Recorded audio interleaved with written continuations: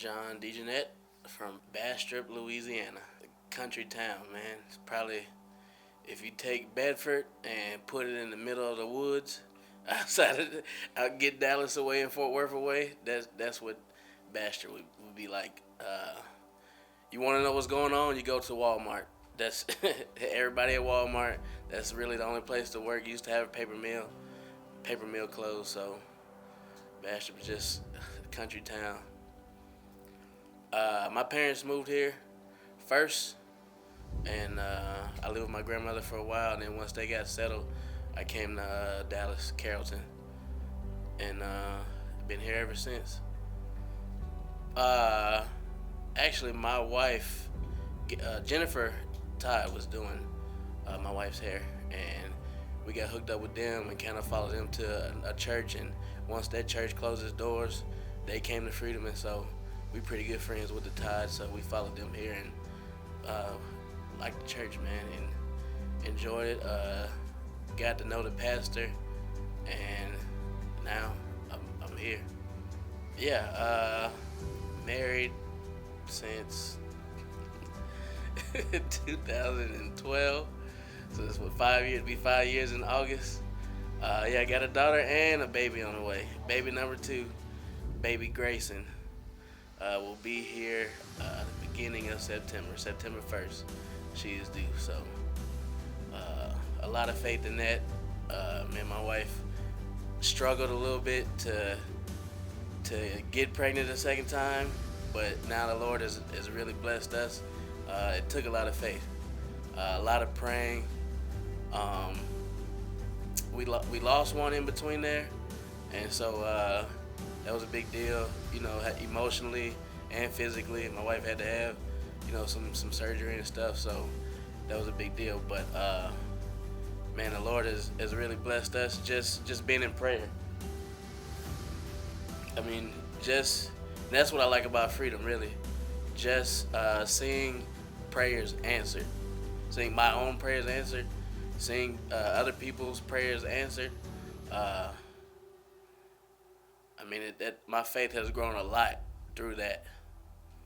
I guess it's just the big part of it is being strong, being stable, understanding that it's not anybody's fault. It's not your fault. It's not my fault.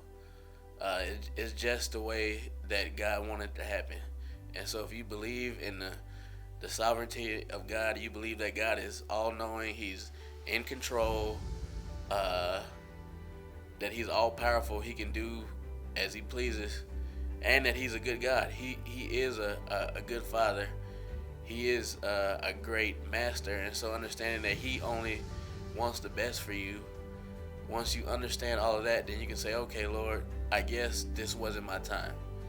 I have to be content with His decision, knowing that, okay, He only wants the best for me, so obviously that wasn't the best for me. And so once you understand those things, you can be, as a man, I guess, emotionally stable. Being that rock where now your wife can lean on you and say, okay, if my husband's not freaking out, then maybe I shouldn't freak out. I guess in my marriage, man, I know one of the first lessons I learned when me and my wife got married, we used to argue a lot about finances.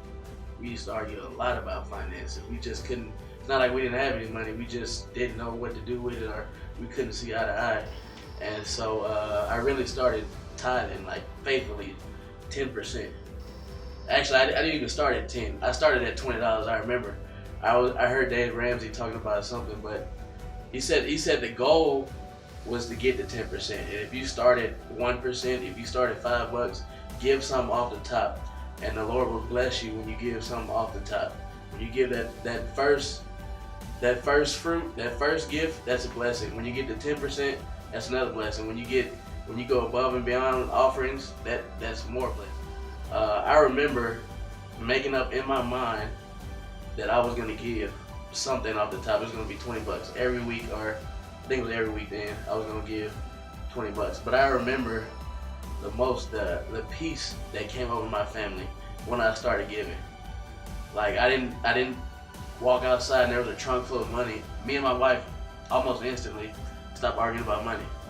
And it was, I don't know, it's crazy. It's one of those things. That's how the Lord works. You know, that was our house overflowed with peace because I started giving, and so that's one way my faith has grown. It's being a father, being a husband, working, going to school. I don't know, just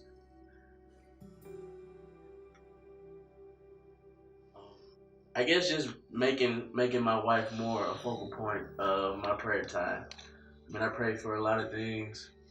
I pray for the world. I pray for other people I know, but really praying for my wife and seeing those things come to pass. You know, praying for peace in our household, asking the Lord to love my wife through me. As a man, you know, it's what you're called to be, the protector of the house, and so you got things to do. You got to go to work. Sometimes you have to leave your family at home, and so not having to worry about, well, what if something happens, or you need to hurry up and get back home. No, I mean, the Lord can be at every place at every time, so I don't have to worry about my household. I don't worry about finances anymore. Like I said, I give, and I mean, what we have is what we have, and we make the most of what we have. But we don't come up short, and we're able to give. I ask the Lord continually, you know, bless me so I can give more. The Lord loves a cheerful heart, a cheerful giver, and I mean, it really it blesses me to give. I feel fulfilled when I give my money. I feel fulfilled when I give my time. When I go out with the outreach team and we talk to people and we minister to people, and it just brings a fulfillment to me that nothing else can bring. Uh, I think people often ask the question, you know, why do bad things happen to good people? And so what I say to that is we really aren't good, and you don't have to be good.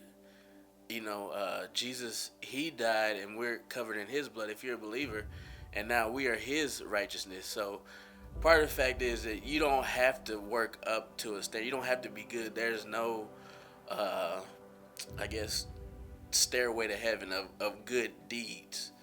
Um, you, he loves you the way you are. While you are yet a sinner, he loved you, and so you have to understand that I'm really not that good, and God is great and amazing, and He loves me in my imperfection, and I don't have to try to be perfect. That's not.